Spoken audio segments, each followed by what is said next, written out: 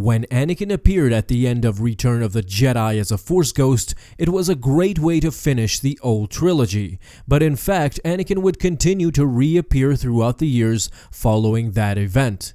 Shortly after the Battle of Endor, Anakin visited his son again. He pleaded for Luke to redeem and undo the damage that Vader had done to the young man known as Flint, who shortly was Vader's apprentice during the Civil War era. During the same period, Anakin appeared before his daughter, Leia Organa.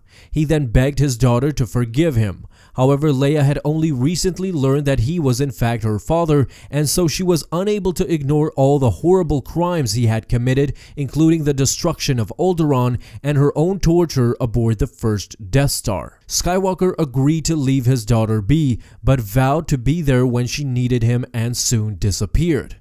Some years later, Leia discovered Padme Amidala's diary. By reading it, in the end she realized that her father wasn't the evil monster that she thought he was. Eventually, Leia learned to forgive him, and she even went on to name her firstborn child Anakin Solo after her father. Luke would meet his father and his mentor Ben Kenobi for another time, years later, where they would appear only to warn him of the dark side prophet Kadan. After the first year of the Yuuzhan Vong War, Anakin Skywalker would appear in front of his grandson Jacen Solo and tell him to stand firm, something that helped Jacen defeat the Yuuzhan Vong War Master Zavong Law in combat and turn the tide of the war.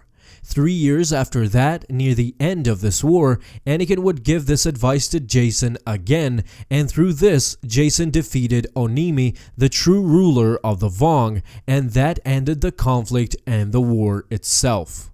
Alright guys, that is it for today. Thank you so much for watching my videos, and if you like them, don't forget to leave a thumbs up down below and subscribe if you haven't already, and don't miss out on any of my future videos that I will post on this channel.